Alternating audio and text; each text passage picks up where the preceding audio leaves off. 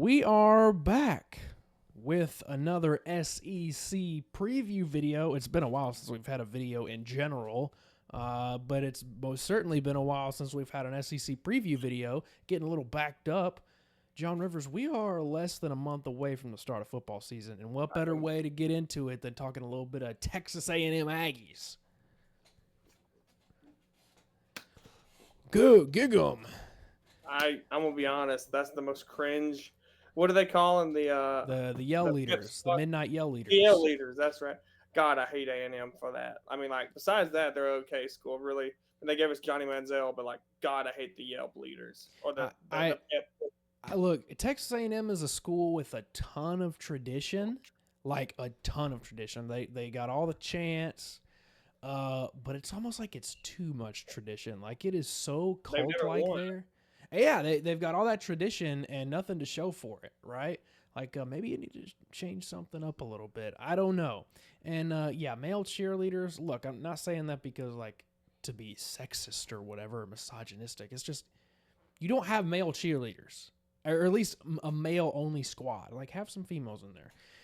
But yeah, Texas A&M, 2024, John Rivers, a lot changing. You know, new head coach at Alabama, new head coach other places. Seems like Alabama's getting the brunt of this new head coach But talk. this Nobody's talking about A&M and Mike Elko.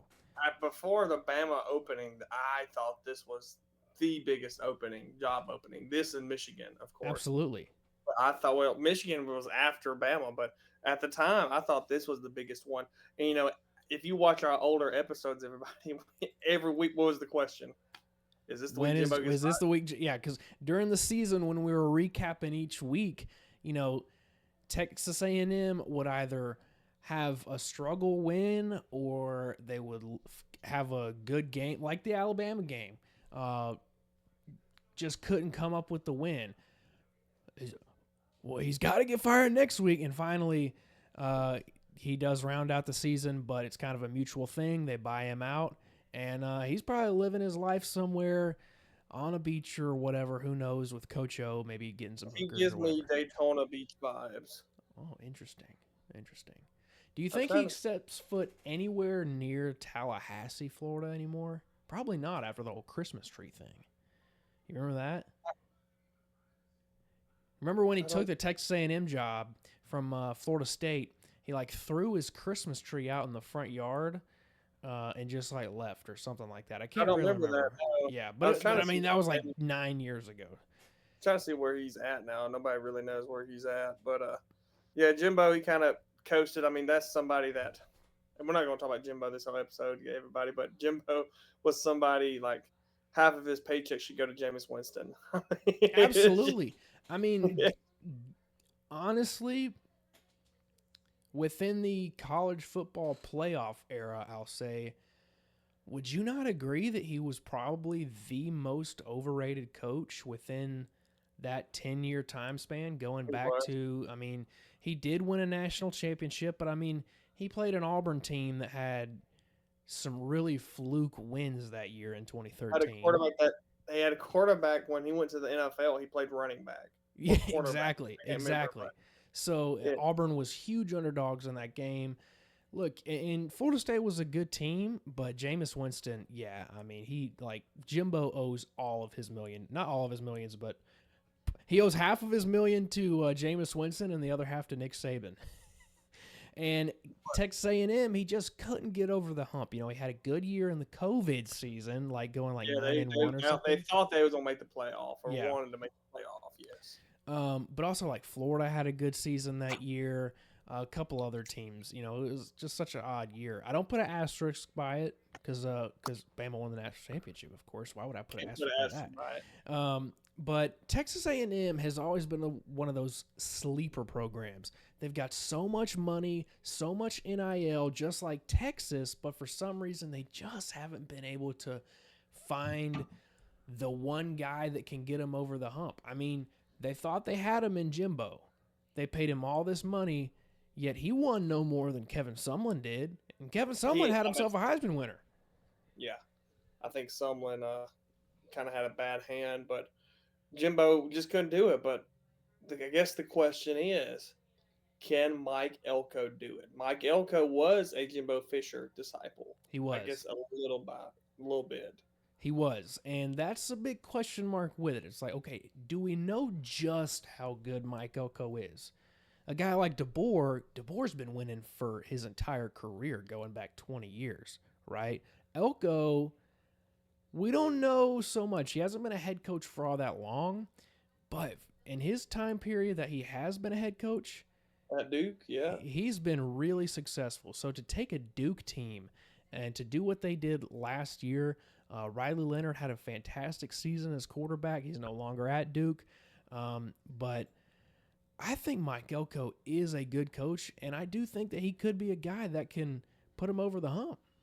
I think Mike Elko can do it, but I'm gonna tell you who's gonna be the key in this, and I think he's gonna be a stud. He had the 10th best offense. Like, I love Colin Klein, as his offensive coordinator. Absolutely. And I know y'all think Colin Klein, like the quarterback. Yes, Colin Klein, the quarterback, offensive coordinator at Texas A&M this year. Mark my words, in the next 3 years, he will be a head coach somewhere. He'll have to be. And for them to steal him away from Kansas State, his alma mater, that's huge. It seems like Texas A&M maybe, I don't know how much they're paying Colin Klein, but yeah, great offense last season at Kansas State. That was a team that went toe-to-toe with Texas. Now, Texas, remember, didn't have their quarterback in that game. They had like whoever the backup's name was in that game. But Malik Murphy. And he actually went to Duke this year because I just played as him in NCAA. Oh, I actually didn't know that. I guess it makes sense with, and we'll get into Texas here in a couple weeks or whatever, but it makes sense with Arch Manning being there. But they took Texas to overtime, lost it on like a missed field goal or something like that. I can't exactly remember, but I like the hire, and he's a really good quarterback guy. He played quarterback, was a really good one at Kansas State, coached up Will Howard, who had a great season. So I agree. A coach is only good as his quarterback. Can Connor Wigman do it this year, you think? So Connor Wegman he got injured through 4 games last season, and he played pretty freaking good in those 4 games. I mean, threw for just under 1,000 yards with 8 touchdowns, 2 interceptions. I mean, that's good in a Jimbo Fisher offense. I mean, we could be sitting here if he didn't get injured and A&M didn't go downhill. Maybe Jimbo Fisher is still the head coach. Who knows? If he didn't have to roll out there Max Johnson again, I mean, exactly. There's a good chance that he would have been still. Yeah, and it's not like Max Johnson was a terrible quarterback, but there was a lot of hype going into Connor Wegman last year. Max Johnson's on his 3rd team now. Yeah, you're right. He's at UNC now, and speaking of UNC, let's talk about the defense. Because if there's any question marker surrounding this team, or what the biggest question mark is, I think it has to be the defense. Now, Mike Elko was he the defensive coordinator at A&M? He was a defensive, so he's a defensive guy.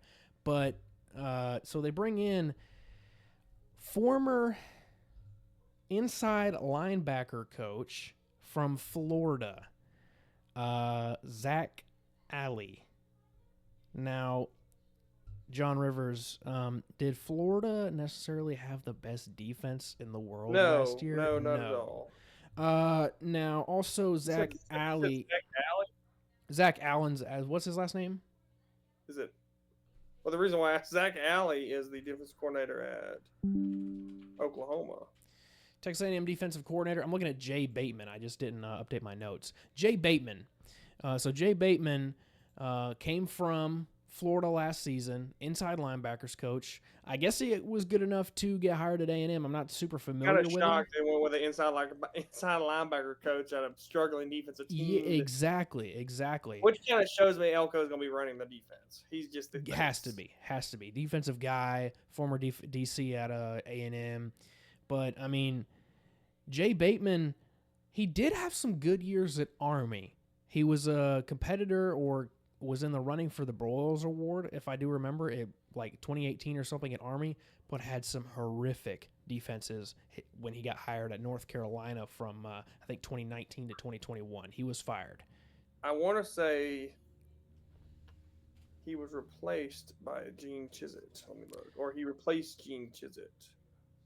Chizik may have been the OC, but you might be right. I can't remember. No, Chizik was okay. Chizik was fired.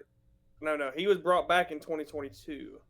Oh, okay. So he must have replaced him then.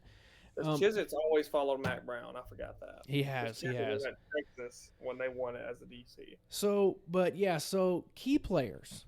We mentioned him earlier. Connor Wegman. I do think that Connor Wegman can be a really good quarterback in Mike Elko's system. I think this offense is going to be really good. In a Texas A&M squad that under Jimbo usually was the defense that was the best part of their team. I mean, last year, that defense was pretty good against Alabama and some other teams. It hurt, though. They lost a lot of players in the portal. Yes, they did. I mean, off the top of the head, they lost, what's it called? I mean, there's just some notable names, offense and defense. They lost Raymond Cottrell. They lost Evan Stewart, who was a stud wide receiver, went to Oregon. They lost, who else is that defensive tackle's name? Let me look. I'm pulling it up right now. Walter Nolan to Ole Miss. Nolan. Yeah. LT Overton to Alabama. Yeah, I mean, but of course, they acquired a couple in the portal. You know, they got Eli Rick's little brother, Des Ricks. You got Nick Scruden from Purdue. You get that's about it. But you lose stars like Max Johnson. He went to North Carolina with his brother. Really, his brother and him's always been a package deal. Yeah. Jake Johnson, tight end. He was the number one tight end a couple of years ago coming out of a recruiting class. But, I mean, like you said, you lost LT or Overton. You just lost a couple of players, big players, actually, that was in that recruiting class that came. Number one recruiting class, what was it, 2021 or 22? And that was huge. Years, yeah. We thought, oh my gosh, Jimbo is doing it. And that was always Jimbo's thing, was he was a fantastic recruiter.